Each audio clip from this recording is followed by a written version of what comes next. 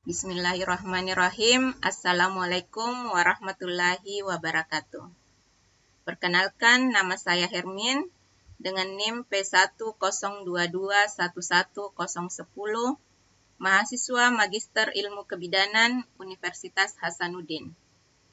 Pada kesempatan ini kami diberikan tugas untuk membuat video presentasi dengan menggunakan aplikasi Camtasia. Dan saya mengambil materi tentang anatomi dasar panggul wanita. Anatomi dasar panggul wanita dibentuk oleh 6 bagian, yaitu yang pertama tulang panggul, persendian dan ligamen, otot dasar panggul, fascia pelvis, arteri dan vena, serta serabut saraf panggul. Keenam bagian ini memiliki fungsi masing-masing, terutama untuk sistem reproduksi manusia. Dan pada dasarnya, anatomi dasar panggul wanita dan laki-laki itu sama dibentuk oleh 6 bagian seperti ini, namun yang membedakan itu adalah organ yang berada di dalamnya. Pada panggul wanita juga itu biasanya lebih lebar dan lebih rata dibandingkan dengan laki-laki. Hal itu untuk menyesuaikan jika terjadi kehamilan dan persalinan nantinya. Ya, jadi saya hanya membatasi pembahasan saya tentang dasar panggul wanita. Baik, saya masuk pada pembahasan yang pertama, yaitu tulang panggul. Tulang panggul ini dibentuk oleh 4 buah tulang, ya bisa kita lihat pada gambar, yaitu sepasang os coxae. Ya, ini adalah os coxae, ini, kiri dan kanan. Ya, ini ilium, isium, dan pubis itu termasuk os coxae. Ya, jadi ada kiri dan kanan. Kemudian ada os sacrum dan os coccygeus. Sebentar saya juga akan membahas satu persatu yang beserta dengan hubungannya jika terjadi kehamilan dan persalinan. Baik, saya masuk pada os coxae. Ya, bisa kita lihat pada gambar. Os coxae ini terdiri dari 3 tulang besar. Dan tulang ini bersatu pada saat wanita memasuki masa pubertas. Os coxae yang pertama itu ada os ilium. Ini yang kita lihat yang berwarna kecoklatan ya. Ini adalah os ilium. Merupakan tulang terbesar dari panggul dan membentuk bagian atas dan bagian belakang tulang panggul. Ya, ini. Dia berada di bagian atas dan pinggir atasnya yang paling tebal disebut dengan crista iliaca. Ya, yang bagian pinggir ini yang menebal, ini disebut dengan crista iliaca. Kemudian pada ujung anteriornya ya ada spina iliaca anterior superior. Ini kita bisa lakukan pengukuran luar ya dengan menggunakan velvimetri untuk mengetahui luas panggul pada wanita ya, bisa kita ukur di mana jarak normalnya itu antar 2 spina ya, kiri dan kanan itu anterior superiornya itu 23 sampai 26 cm. Kemudian pengukuran yang kedua kita lihat pada spina iliaca posterior superior. Ini juga kita bisa lakukan pengukuran luar. Jarak normalnya itu adalah 26 sampai 29. Baik, saya masuk di os isium. Bisa kita lihat pada gambar yang berwarna keunguan. Os isium ini disebut juga tulang duduk karena sebagian besar berat badan terfokus pada tulang ini ketika kita duduk ya, di sini. Terutama yang pada tuber ischiadicum ini merupakan tulang duduk. Nah, di os isium ini terdapat cawan yang berongga. Ini disebut dengan acetabulum. Ini adalah tempat perlekatan os femur atau tulang paha kita. Selanjutnya bagian yang menebal ini disebut dengan tuber ischiadicum. Nah, di sini ada cekungan kecil antara spina ischiadicum ke tuber ischiadicum, ini namanya incisura ischiadica minor. Sedangkan yang melebar ini, yang cekungan besar, yang antara spina iliaca posterior inferior ke spina ischiadicum, ini namanya incisura ischiadica mayor. Nah, di sini ada lubang, bisa kita lihat ada lubang antara os ischium dan os pubis. Nah, ini namanya foramen obturatorium. Ini dibentuk oleh ramus ischiadicum, os pubis, os ischium, dan ramus inferior os pubis, ya, di sini. Nah, ini fungsinya sebagai jalan masuknya serabut-serabut saraf. Kemudian kita masuk pada tulang yang ketiga, ada os pubis. Os pubis ini adalah gabungan antara dua tulang pubis dari dua sisi panggul yang disebut simfisis pubis, ya. Ini tadi saya katakan bahwa os coxa itu ada sepasang, ya, kiri dan kanan. Jadi di sini ada pertemuan antara os pubis kiri dan kanan, ya. Nanti kita lihat persendian apa yang menghubungkan antara dua sisi simfisis pubis ini, ya. Di sini fungsinya os pubis ini adalah untuk melindungi alat kelamin wanita bagian depan, ya. Baik, saya lanjut pada tulang panggul yang kedua, ada os sacrum. Os sacrum merupakan tulang yang berbentuk segitiga, terdiri dari 5 ruas tulang yang bersatu. Bisa kita lihat pada gambar, ya, ini bentuknya segitiga, terdiri dari 5 ruas tulang yang bersatu ini, ya. Ini. Sacrum 1 sampai sacrum 5. Nah, di tengah-tengahnya ini ada lubang, ya. Ini di permukaan depan cekung, kiri dan kanan dari garis tengah terdapat lubang disebut foramina sacralia, ini, ya, lubangnya. Ini adalah tempat masuknya plexus saraf atau serabut-serabut saraf, ya, yang mempersarafi panggul kita. Terus di tengahnya ini ada ruas, ini disebut dengan linea terminalis. Kemudian bagian puncak pada os sacrum ini disebut dengan basis osi sacri, ya, di mana yang menonjol ini disebut dengan promontorium. Ya, di sini nanti kita ini bagian yang penting juga, ya, untuk menentukan seberapa besar pintu atas panggul kita, ya, yang bisa dilalui oleh bayi. Ini namanya promontorium. Tadi kan bagian puncak disebut basis osi sacri, kemudian sedangkan bagian bawahnya disebut apes osi sacri yang berhubungan dengan os coccygeus. Baik, lanjut di tulang ketiga, yaitu os coccygeus. Os coccygeus ini merupakan 3 sampai 5 tulang vertebra yang bergabung, ya. Bisa kita lihat ini gambarnya. Ini ada sekitar 3 atau 5 sampai 5 tulang yang bergabung. Kemudian pada partus, ya, bisa kita lihat pada gambar di samping. Ini dapat terdorong, ya, ini.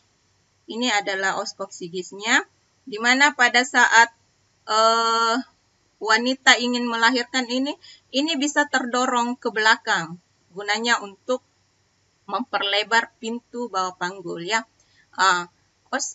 Ujung os coccygeus ini juga merupakan dasar untuk menentukan seberapa jauh bagian terendah janin mengalami penurunan, ya. Artinya sudah sampai di mana penurunan bagian terendah janin. Jadi kalau misalnya sudah sampai di ujung koksigis berarti bagian terendah janin sudah sampai pada dasar panggul. Jadi kita sebagai seorang bidan sudah bisa melakukan pimpinan persalinan. Baik, itu tadi tulang yang membentuk dasar panggul. Saya membahas sedikit tentang ruang panggul yang dibentuk oleh tulang panggul tadi ya. Secara fungsional itu terdiri dari dua, yaitu pelvis mayor atau panggul palsu, pars pelvis, ya, terletak di atas linea terminalis ya.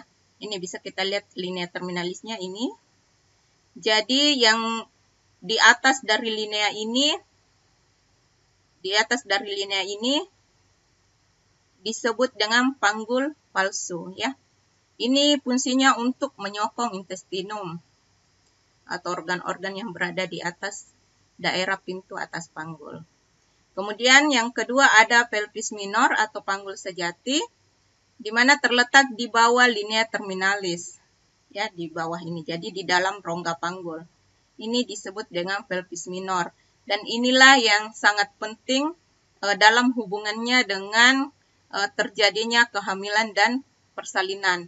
Dan juga di dalam sini terdapat organ-organ reproduksi wanita. Ya, jadi sebentar kita hanya akan membahas tentang pelvis minor atau panggul sejati karena dialah yang sangat berperan pada kehamilan dan persalinan. Baik, saya masuk di pelvis minor atau true pelvis. Ya, terdiri dari 4 pintu, yaitu yang pertama ada pintu atas panggul, biasa disebut pelvic inlet atau apertura pelvis superior. Yang kedua, pintu bawah panggul atau pelvic outlet atau apertura pelvis inferior. Kemudian ruang panggul terdiri dari 2, di mana ada bidang luas panggul dan bidang sempit panggul. Kita lihat satu persatu. Yang pertama ada pintu atas panggul. Pintu atas panggul ini dibentuk oleh ini ya, tadi saya jelaskan tentang promontorium ya ini. Jadi pintu atas panggul itu dibentuk oleh promontorium berjalan menuju ke artikulasi sacroiliaca, kemudian linea innominata atau linea terminalis sampai ke pinggir atas simfisis ya. Di sini bentuknya melingkar ya, sampai di sini membentuk lingkaran sehingga dikatakan pintu atas panggul. Pintu atas panggul ini memiliki ukuran normal ya, di mana yang pertama itu ada ukuran conjugata pera atau diameter antero-posterior ya. Jadi pengukurannya itu dari promontorium sampai ke pinggir atas simfisis. Itu dikatakan diameter antero-posterior atau conjugata pera. Normalnya itu adalah 11 sampai 13. Kemudian diameter transversa yaitu jarak antara linea innominata kiri dan kanan ya. Normalnya itu 12,5 sampai 13 cm. Selanjutnya diameter oblik yaitu antara articulatio sacroiliaca sampai di linea terminalis ya. Ini normalnya 13 cm. Kemudian ada satu lagi ya di belakang yaitu diameter diameter diagonalis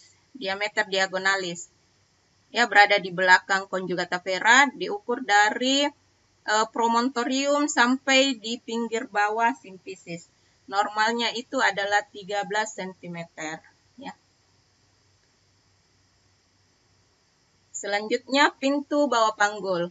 Pintu bawah panggul ini tersusun atas 2 bidang datar berbentuk segitiga. Ya, bisa kita lihat ini. Ini adalah dasar segitiganya antara tuber ischiadicum kiri dan kanan. Ya, membentuk segitiga. Nah, segitiga pertama bisa kita lihat dengan dasar tuber isiadikum ke pinggir bawah osakrum. Ke pinggir bawah os koksiges ya, ini segitiga pertama. Kemudian segitiga kedua ke pinggir bawah simplicis pubis atau disebut dengan arcus pubis ya.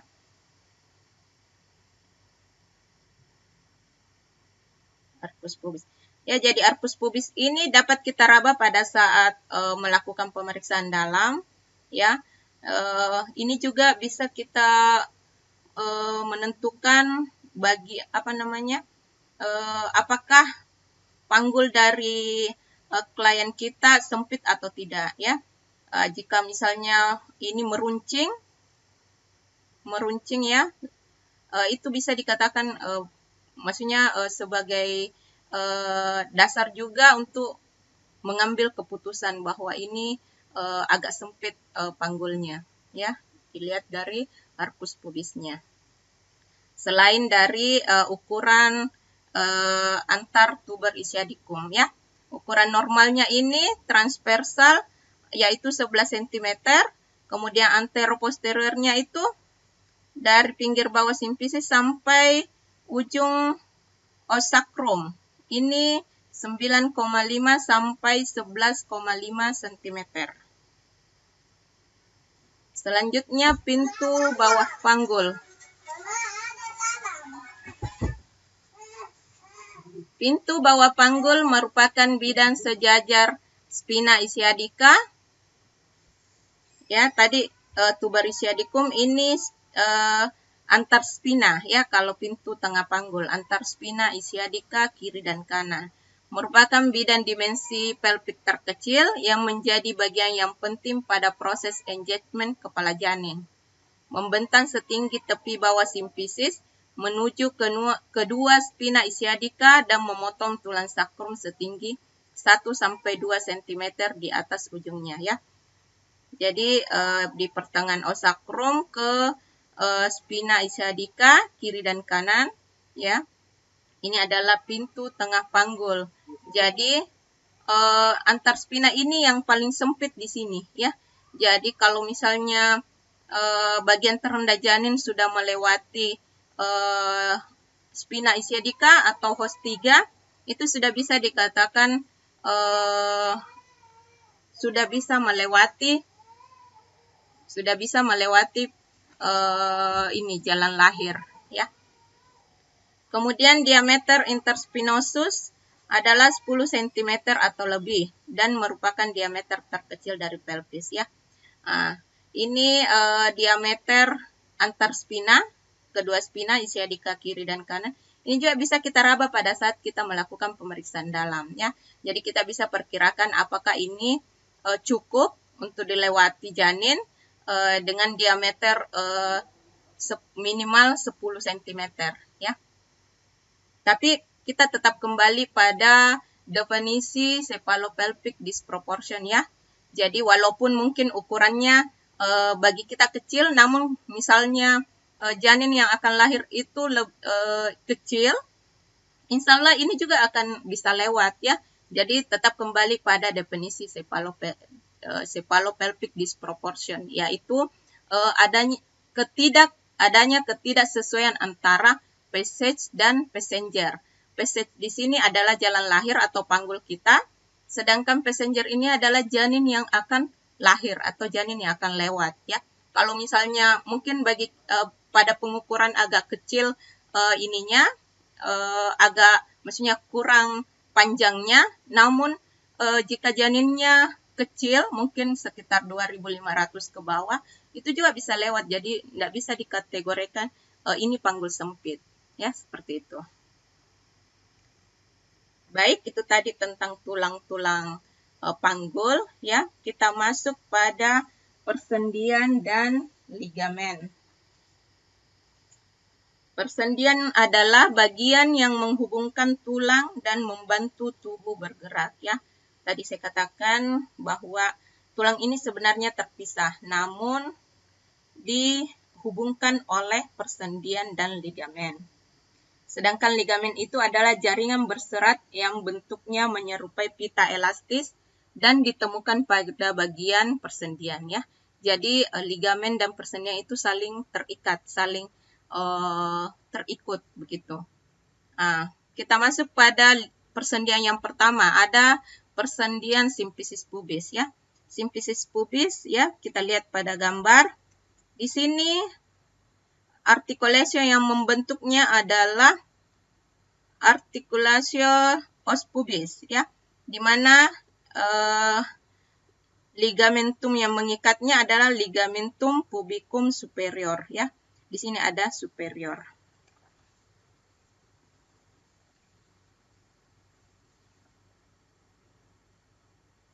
Ini bagian atas.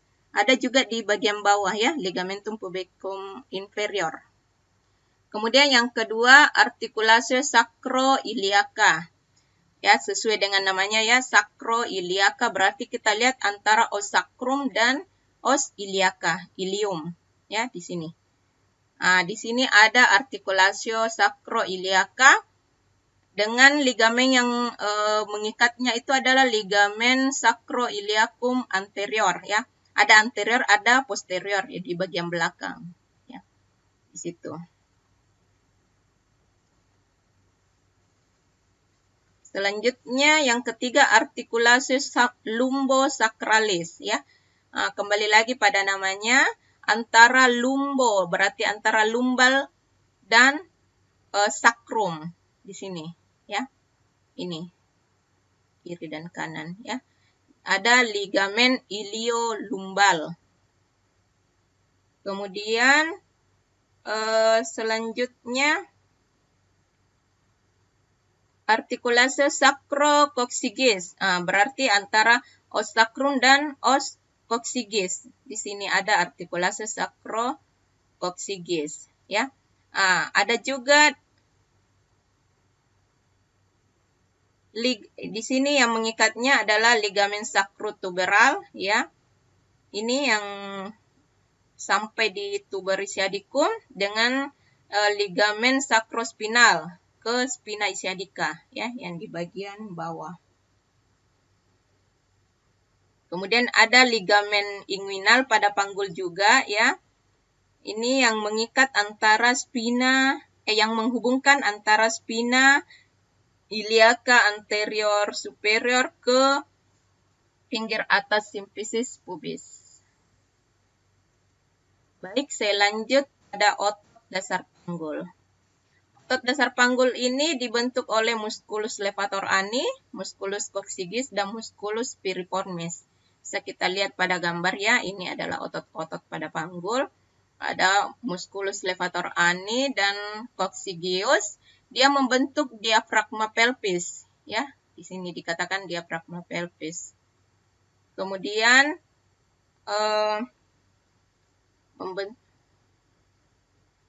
musculus levator ani ini terdiri dari 3 set otot ya.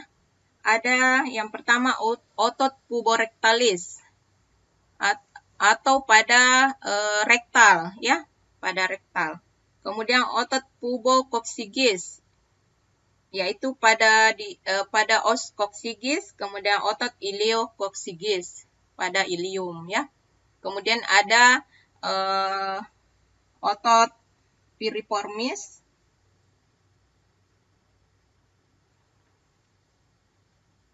ya, di sini bisa kita lihat pada gambar ya. Selanjutnya kita masuk pada pembahasan fascia pelvis, fascia pada panggul. Fascia ini yang membentuk panggul adalah fascia endopelvis, yaitu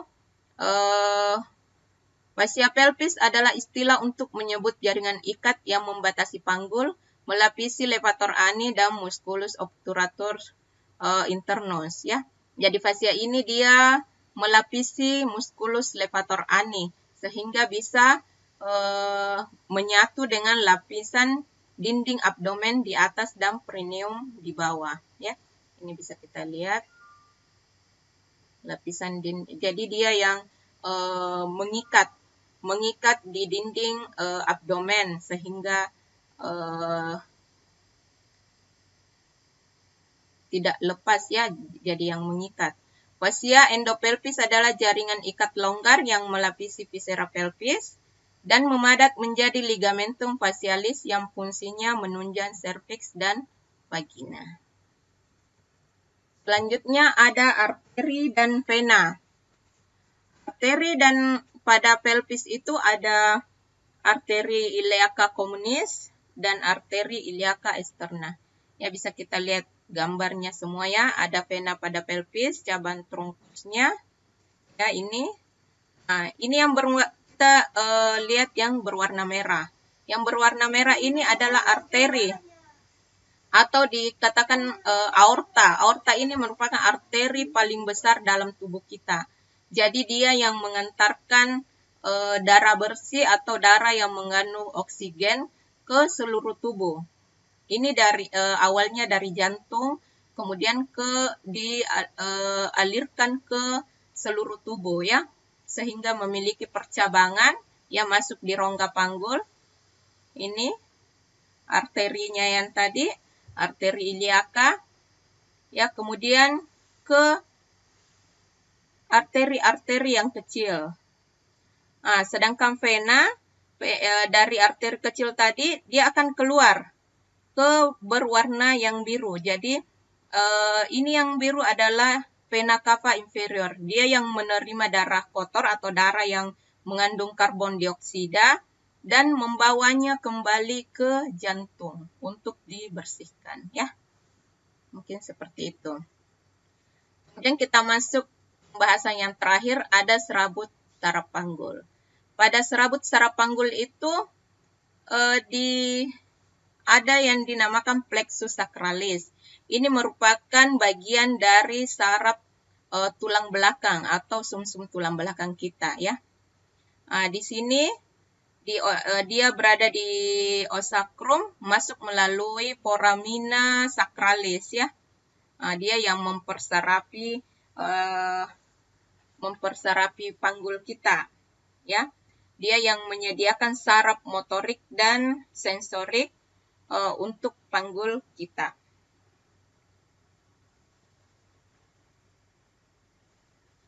Plexus sacralis ini memberikan persarapan parasimpatis. Ya, artinya saraf yang tidak sadar ya, saraf yang bekerja pada saat kita istirahat. Jadi walaupun tanpa kita sadari dia akan bekerja sendiri. Dia yang mengontrol misalnya pembukaan dan penutupan sphincter uretra, mempengaruhi motilitas rektum, serta pada fungsi seksual seperti ereksi ya, saraf-sarafnya itu. Baik, mungkin hanya itu tentang anatomi dasar panggul wanita. Kita telah bahas satu persatu. Mohon maaf atas segala kekurangan. Wabillahi taufik wal hidayah. Wassalamualaikum warahmatullahi wabarakatuh.